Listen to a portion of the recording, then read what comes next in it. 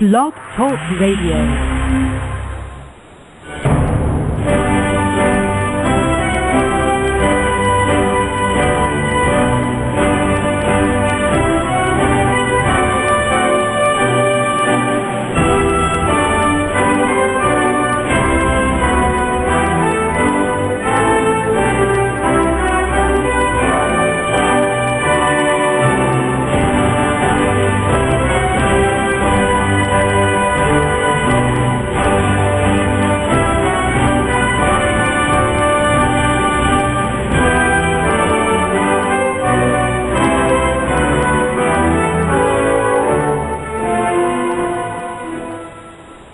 Boa noite, meus amigos.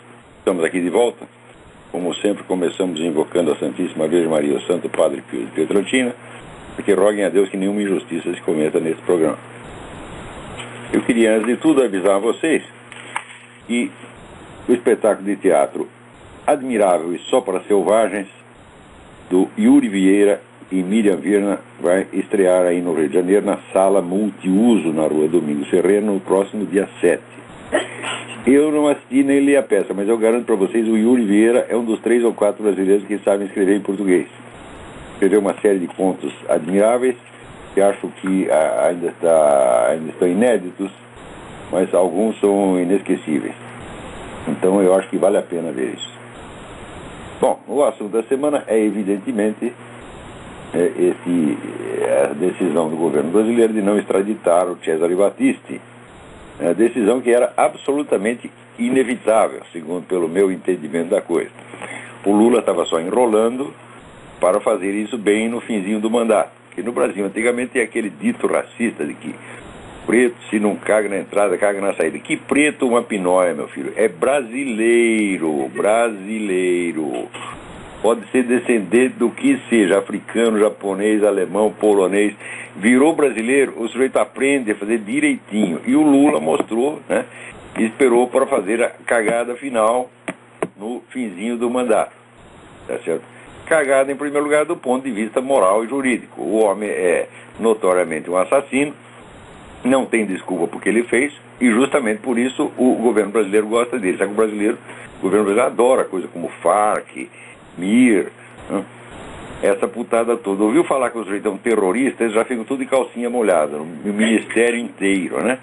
O Lula, então, se apaixonou pelo Cesare Battisti e fez essa cagada monumental. Cagada, em segundo lugar, do ponto de vista diplomático, porque o mundo inteiro está contra, está todo mundo escandalizado. A Itália, então, nem se fala. Na Itália, todos os partidos italianos, mesmo de extrema esquerda, estão chocados com esse negócio. Agora, o pior é o seguinte, eles ficam chocados com a coisa, mas os comentários são o seguinte: imagina o Lula, um homem tão equilibrado, tão democrático, o que deu na cabeça dele, né? O que prova que os camaradas não têm a menor ideia de quem é o Lula, do que é Foro de São Paulo e como funcionam as coisas na América Latina.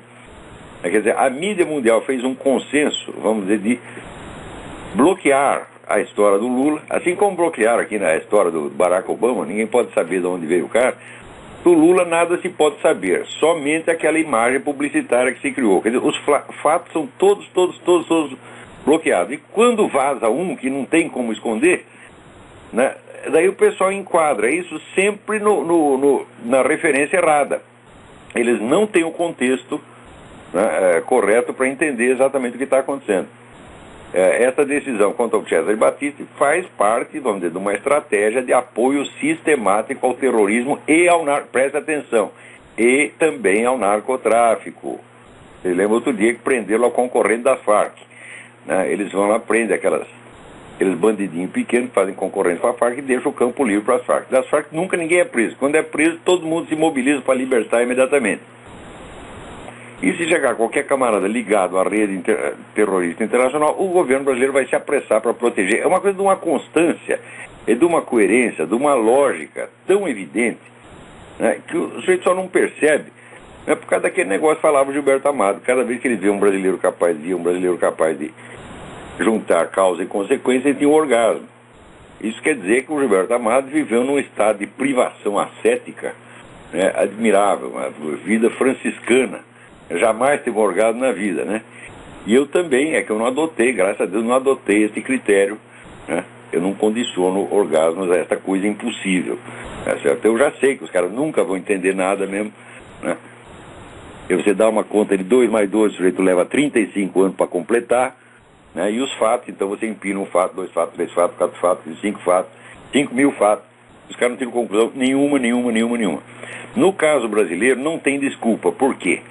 O pessoal sabe do Foro de São Paulo, já foi aí anunciado, eu estou falando disso faz 15 anos, né? O próprio Foro de São Paulo já se manifestou publicamente. O Lula fez 2 discursos contando tudo o que se faz no Foro de São Paulo, inclusive sem o menor temor de ser cobrado, de ser acusado por isso. Não, falou tranquilamente, né? Contou lá, não, nós tramamos lá o plebiscito do Hugo Chávez, botamos o Hugo Chávez no poder e o conservamos lá, quer dizer, confessa uma intromissão na vida política do país estrangeiro, ninguém nem liga, né? O brasileiro virou uma espécie de ímen complacente, né? Aceita até piroca de rinoceronte e não sente absolutamente nada, né? No dia seguinte está intacto. É como diz o cara, é uma resiliência formidável, né? O brasileiro tem resiliência anal, né? Então, agora, os estrangeiros, coitados deles, não tem culpa, porque eles não recebem informação mesmo. Por quê? Evidente, sabe o que é correspondência estrangeiro? Correspondência estrangeiro é o sujeito que dorme até 2 horas da tarde, né? Ele acorda, lê 1 ou 2 jornais locais, faz um resuminho e manda para a redação. É isso que eles fazem. Então, os correspondentes da Itália, da Alemanha, da Inglaterra, no Brasil, o que eles fazem é isso, né? Quando aparece o sujeito trabalhando um pouquinho mais, que nem o Larry Rotter trabalhou e descobriu umas coisas, vira um escândalo nacional. Ele descobriu que o presidente bebia. Também descobriu depois que o Leonel Brizola. Veja, o Leonel Brizola escreveu um artigo a respeito na Veja. Então, né, quem é que não sabe? Mas esse negócio de Foro de São Paulo, ninguém está informando o mundo. Quer dizer, há realmente um bloqueio. Isso aí só se explica pelo fato de que 5 ou 6 potentados, né, e que dirigem a ideia de nova ordem, a aplicação da ideia de nova ordem global, compraram todos os jornais da Europa, os principais jornais da Europa, dos Estados Unidos, os principais canais de televisão. Então eles, né, selecionam o que pode sair e o que não pode sair, né? Então, o Foro de São Paulo continua oficialmente inexistente. E o Lula, né, é uma espécie de... é o Fernando Henrique Cardoso de barba, de acordo com o entendimento deles, né? Ai. Aqui, vê aqui uma pergunta. Marcelo me pergunta. Professor, realmente eu vi o seu programa, está me ajudando muito, pois sou advogado criminalista e todos sabem que o estudo de direito está ligado ao estudo da filosofia.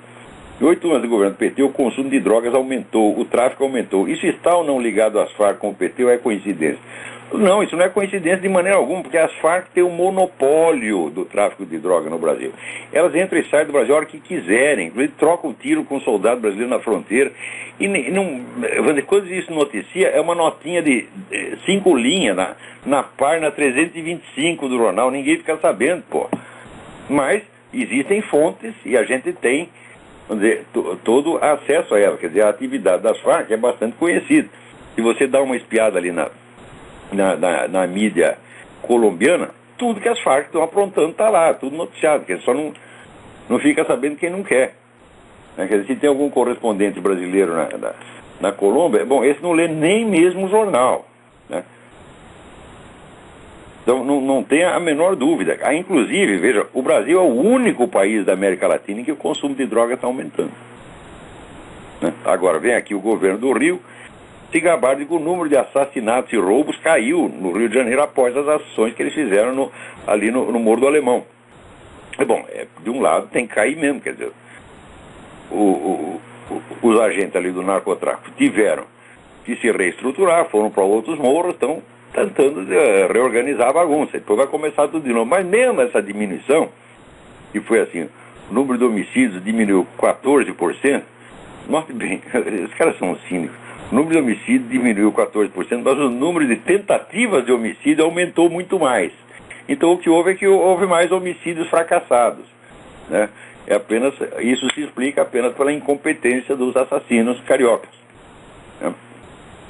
Então, essa diminuição aí que os caras ficam se gabando, isso aí não significa absolutamente nada. Agora, quem é que vai acreditar em Sérgio Cabral, meu Deus do céu? Sérgio Cabral é uma nota de R$32,50. Você aceita se você quiser. Agora, também aqui, outro dia saiu no Diário do Comércio um artigo que eu recomendo para vocês, da Ivone Zeger, pela informação, quer dizer, eu não sei se eu... É que eu concordo, não é que eu concordo com o que ela está dizendo, mas as informações são importantes. Diz ela aqui: uma grande revolução pode estar prestes a ocorrer nas normas que regem as relações familiares, caso venha a ser aprovado o projeto de lei número 2285/2007, que cria o chamado Estatuto das Famílias. Ora, você vê que coisa. Antigamente, as famílias, né, e a estrutura familiar era resultado de uma longa evolução histórica. Né, quer dizer, conforme os valores e os hábitos da sociedade, as famílias se estruturavam de uma maneira que, inclusive, que espontaneamente correspondia às necessidades socioeconômicas da região. Por exemplo, em certas famílias de camponeses, né, uma vez conheci uma velhinha mexicana que ela teve 18 filhos, todos homens. E daí ela dizia assim: la necessidade hace parir hijos machos. Quer dizer, ela precisava um monte de homem lá para ficar capinando a terra, e então saiu 18 filhos. Agora, se você trabalha no escritório, é um bancário e mora num apartamento de quarto e sala, né, você, muito provavelmente você não vai ter 18 filhos, você não tem nenhum de colocar. Então a família diminui, vira a família nuclear, característica do meio urbano. Isso sempre foi assim. Ninguém disse que a família era para ser assim. Quer dizer, cada um sabe onde ele aperta o sapato. Se você precisa ter 18 filhos ou nenhum. Todo mundo sabe. Agora não, meu filho. Agora a estrutura familiar é inventada por decreto. Quer dizer, o governo diz: agora as famílias são assim, assim, assim, assim. Mas o que é isto, minha gente? É a sociedade que tem que dizer para o Estado o que ela quer, e não o Estado tem que inventar um modelo familiar. Agora, o modelo aqui é muito esquisito, porque, então, primeiro tem a questão das uniões homossexuais, né, que o Estatuto das Famílias propõe que pessoas do mesmo sexo passem a ter seus relacionamentos reconhecidos como união estável. Peraí. E relacionamentos entre as pessoas do mesmo sexo? Vocês vão até aí a Rua Vieira de Carvalho, em São Paulo, e vocês viram aquela fila, né, do cine pornô gay dando a volta no quarteirão. Aquilo ali é uma relação entre pessoas do mesmo sexo. Envolve uns 453 machos. Aquilo ali passa a ser uma união estável, porra. Que palhaçada é esta, né? Vocês viram, se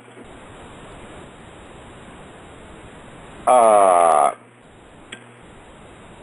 monogamia estável prevalecesse entre os homossexuais, não haveria saunas gays, não haveria cine pornô gay, tá certo? Não haveria clube gay. E, sobretudo, não haveria parada gay, né? Eles vão lá na parada gay e você vê lá, tá todo mundo se esfregando em todo mundo. Isso é a união estável? Que porcaria é essa? O líder do movimento gay se gaba de ter transado com 500 homens. Com qual ele teve união estável? Com 500? Quer dizer, junta 500 homens, tudo pelado, um mexendo na piroca do outro e diz: agora é uma família. O que é isto, porra? Esses camaradas, eles inventam uma coisa que é uma gozação sinistra e nos impõe o teatro como se fosse, né, uma coisa real. Então aquele negócio, aparece um homem peludo na sua frente, só porque ele está de sutiã, você tem que chamar de senhora.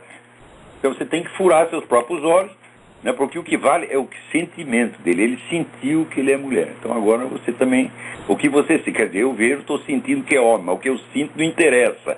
O que o cidadão comum sente não interessa. Só interessa que a turma do movimento gay e o governo, evidentemente, seu Lula, Dona Dilma, o sentimento deles é uma coisa maravilhosa, gente. Vocês têm que respeitar o sentimento. Então, agora, a união estável também passaram por mudança. Uma delas é a criação do Estado Civil de convivente. O que é um convivente? Né? O convivente é obrigado a ter relações sexuais? Né? Eu já convivi com muita gente, passa a ser membro da família deles agora. Né? O sujeito vem morar na sua casa, passa lá um ano, bom, virou convivente. Né? E daí, outra coisa, tem divórcio do convivente ou não? Porque você sabe, se tem casamento, tem divórcio, pô. Hein? Ou em suma, eu disse para vocês, olha, eu já disse anos atrás, essa ideia de casamento gay, ela veio para bagunçar o direito de família de alto a baixo. Está aqui, agora é a bagunça oficial. Oficial. Olha, seu Lula, nós vamos fazer essa mesma bagunça na sua família. Vamos lá entrar, né? E bagunçar suas relações com a dona Marisa. Você vai ver o que é bom para tosse. Né? Agora aqui, ó. O homem do outro mundo é possível?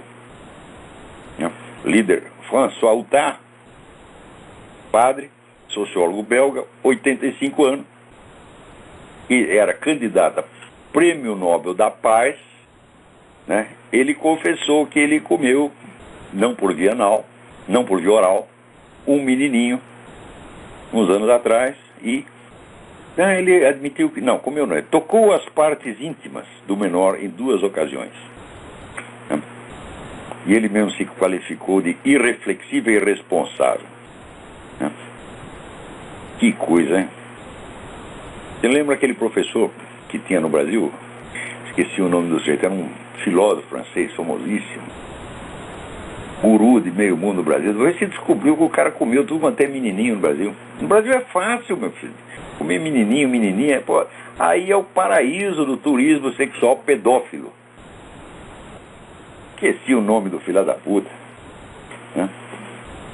Por falar em filho da puta acadêmico, tá aqui, o professor Marcelo Hermes me manda mais um negócio acachapante aqui. Comparação acadêmica da USP e UNB com 5 universidades top do primeiro mundo. Assim, pelo número de publicações citadas. Porque você publicar trabalho científico não quer dizer nada, né? Quer dizer, esse é papel pintado. O que interessa é saber se este trabalho que você publicou foi considerado útil por outros estudiosos.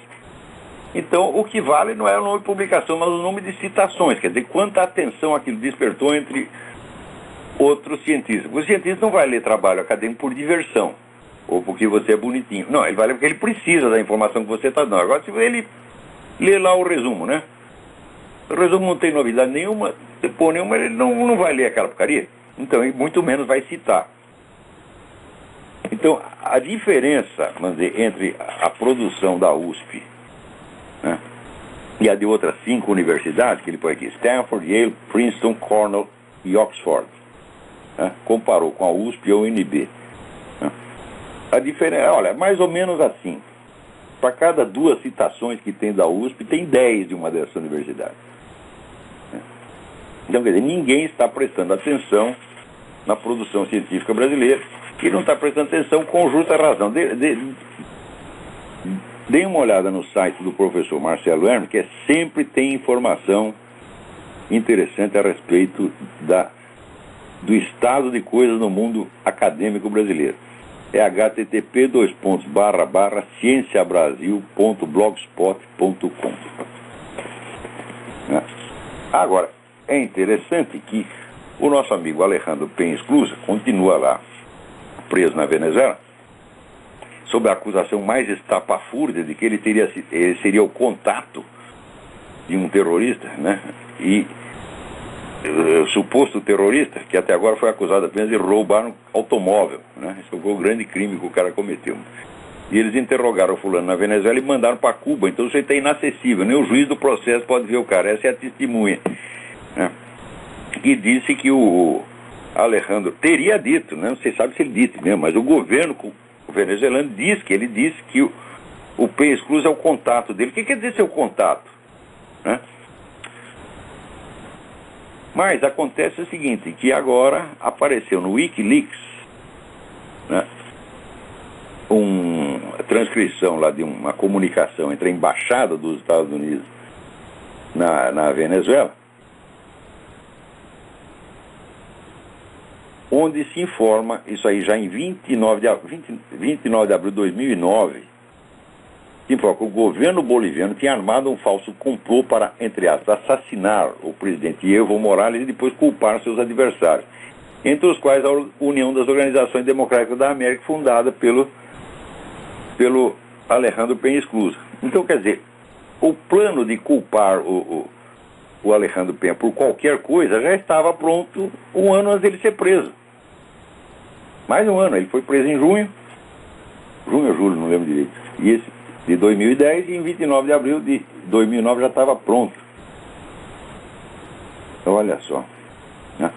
Em julho de 2010, segue aqui o despacho, que aliás saiu saiu o artigo traduzido, comunicado da UNO América, traduzido pela Graça Salgueiro, está lá no Mídia Sem Máscara, confiram lá. Em julho de 2010, o governo venezuelano seguiu exatamente o mesmo roteiro, inventou uma trama sobre uma suposta célula terrorista, seria dirigido por um estrangeiro de nome Chávez Abarca, e, segundo o governo, pretendia assassinar Hugo Chávez. Olha, eu também pretendo assassinar Hugo Chávez. Quem não pretende, porra? Todo mundo pretende assassinar Hugo Chávez. Mas eu não sei porquê. Eles poderiam me emprestar o Hugo Chávez por 5 minutos. Eu não daria o tiro nele, não. Eu jogaria na privada. É. Agora aqui, você veja. A União Europeia está distribuindo para as crianças da escola um planejador escolar, uma espécie de calendário escolar, né? Onde ali estão assinaladas todas as festividades religiosas, né? O Eid al-Fitr, que é o fim do mês do Ramadã, né? A Hanukkah, a festa judaica, um monte de festas, só não tem o Natal. Quer dizer, o Natal foi suprimido, não é para as crianças saberem que existe Natal. Agora, se você disser que isso é discriminação, eles não aceitam que existe a discriminação da discriminação. Você, para tornar-se um discriminado, você precisa ter condições muito especiais. Você precisa ser um protegido da elite globalista. Senão você não tem o direito de ser discriminado, por mais que discriminem. Agora, aqui o Rodrigo José me manda uma carta.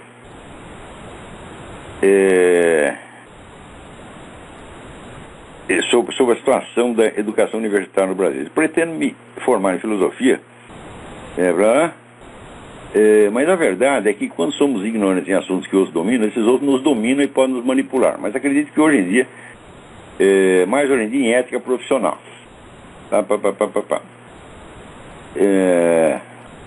Isso se refere aos formadores de opinião que estão formando a maneira como pensa a sociedade moderna futura, os futuros intelectuais como Emir Sader, Mariana Soares, João Carlos Kfouri, Quartinho de Moraes e muitos outros.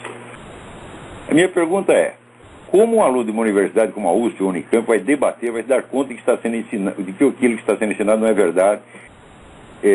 O que me preocupa é como saber distinguir esses parasitas intelectualoides que estão em massa nas universidades e conseguem ter mais conhecimento que os outros, mudar a seus modos da história. Ora, ter mais conhecimento do que o aluno recém-chegado é coisa mais fácil. Qualquer professor tem, por definição. O problema é o seguinte, é o quanto.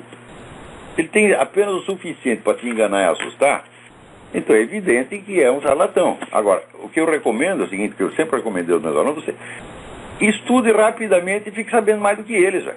E em seguida não os respeite mais. Quer dizer, cobre, exija, desmascare. Você pensa que vai prejudicar a sua carreira por causa disso? Não, vários alunos meus já testaram. Quer dizer, estudaram a matéria profundamente, quando o professor falava uma besteira, ele falava, não, professor, não é assim, é do outro jeito. Corrigiu o professor todo dia. O professor ficava aterrorizado e dava 10 para o sujeito até o fim do curso. Ele não vai querer se meter e enfrentar um leão, tá certo? Então, o segredo é o seguinte, não tem fórmula mágica, você tem que estudar mais do que os caras. O que eles falaram, você anota e você vai lá na bibliografia e confere. Sempre procure encarar o mesmo assunto desde 3 ou 4 ou 5 ou 10 pontos de vista diferentes. Se eles não te dão as fontes para isso, você mesmo vai ter que procurar. Ou, se é o caso, pergunta para mim. O cara recomendou um livro que diz tal coisa, quero um livro que diz o contrário. Eu indico um. Também aqui, o mesmo Rodrigo José pergunta, qual é a receita para se tornar um bom filósofo verdadeiro intelectual hoje em dia? Eu falo, olha, as condições da vida intelectual, eu acho que a primeira delas, né, você tem que ter amplitude de conhecimento, quer dizer, você tem que se interessar por todos os campos que são correlatos àquele que mais lhe interessa. Se você está interessado, por exemplo, em letras, você vai ter que estudar história, você vai ter que estudar ciências sociais, você vai ter que estudar filosofia, tem que estudar religião, tudo aquilo que dá o contexto do que você está estudando. Mas acontece que é o seguinte, uma vez num curso no Paraná, eu disse aos alunos que um estudioso acadêmico, para ele se manter atualizado, ele tem que ler 80 livros por ano. Metade da sala desmaiou, outra metade saiu correndo. Professor, isso é muito brutal, 80 livros por ano, né? Então, eu falei, mas isso aí é o mínimo, isso é o que se deve fazer. Eu lembro do tempo do Zé Guilherme Melchior, o Zé Guilherme Melchior lia livro pra caramba, e ele citava todos, botava lá, edição, parte. O pessoal achava ruim. Eles falaram, não, isso aí é exibição. Falaram, mas peraí, eles não sabem nem que você citar as fontes faz parte das obrigações, né, do acadêmico. Então, e sobretudo eles ficavam mordidos porque o Zé Guilherme Melchior tinha lido coisa que eles jamais iam ler na vida. Comigo faz a mesma coisa, também cito as coisas, eles ficam mordidos. Né? Daí leva assim, depois eu cito um livro, 10 anos depois aparece um monte deles citando o mesmo livro como se fosse pela primeira vez, né? Então, a primeira coisa é a amplitude. Segunda coisa, você tem que estudar, sobretudo, os problemas que você sente como problemas verdadeiramente importantes, não só objetivamente na história, mas que são importantes para você. Quer dizer, aqueles nos quais você possa assumir uma responsabilidade pessoal. De modo que você trata esses problemas com a seriedade, aquela seriedade feroz com que você trata de um problema pessoal. Evitando você fingir interesse, aquele interesse fingido, que é só por curiosidade acadêmica ou por exigência curricular. Quer dizer, tem coisa que você estuda só porque o professor mandou.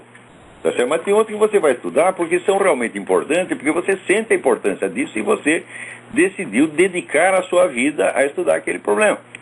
Com toda a seriedade, você tem que pensar assim, como se o problema fosse um paciente que está na mesa, semi-morto, e você é o cirurgião que vai cuidar.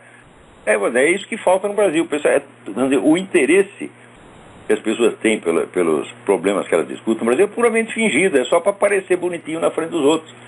Não há um verdadeiro interesse pessoal. Agora, eu digo assim, como é que um homem de mentira pode encontrar a verdade? Quer dizer, se você não tem uma atitude existencial séria, verdadeira, sincera, tudo o que você fizer na esfera intelectual vai ser tudo besteira, é tudo futilidade, é uma bolha de sabão.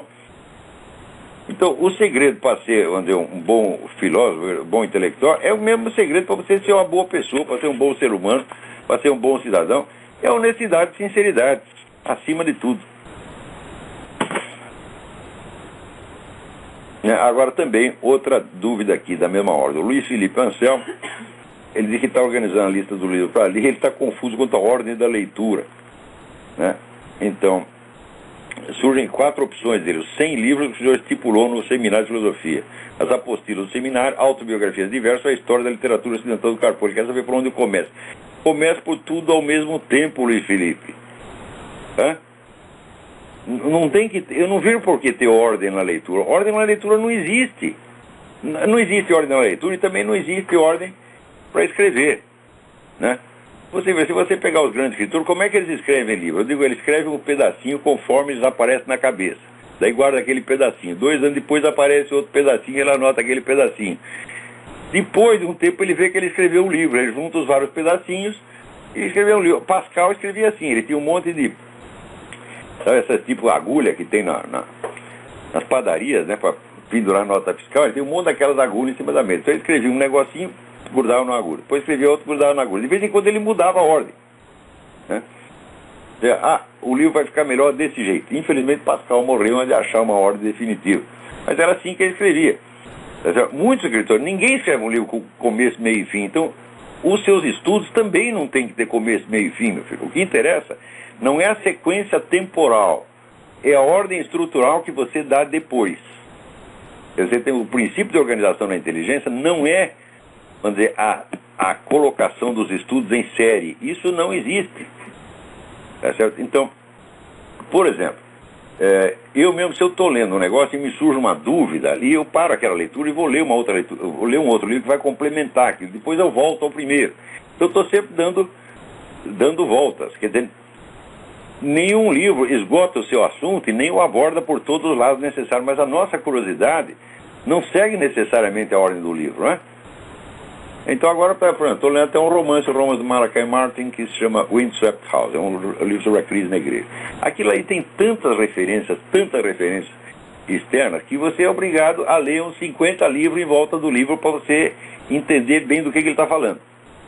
Então, não tenha medo de fazer isso. Você está lá lendo um livro, para ler o outro, se for necessário, e depois você volta. O negócio é assim, não perder o fio da meada. Quer dizer, você tem aquela atenção sincera, sem a qual a memória não existe, né? A memória não funciona. A memória é fruto do interesse, e quanto mais interesse você tem por uma coisa, mais facilmente você vai guardar na memória. E se você não se interessa, é uma estupidez querer guardar na memória. A memória é um elemento seletivo, e ela já é o primeiro princípio de estruturação do conhecimento. A memória mesmo se incumbe de selecionar e colocar a ordem, criar associações, criar como se fosse uma série de gavetinhas, de categorias nas quais você vai enquadrar as várias informações. Então, deixa a memória trabalhar e deixa que ela siga a curva do seu interesse real. É só isso o segredo. Tem coisa que não é para organizar muito, não. Como diz o italiano, queste cose hanno bisogno di un po' di confusione. Essas coisas precisam de um pouco de confusão. Né? Então, eu acho que hoje, olha, quer saber como é fim de ano? Os nossos assuntos aqui são meio escassos. Hoje. Então, eu vou parar o programa por aqui mesmo. E segunda-feira que vem estamos de volta. Até a semana que vem. Muito obrigado.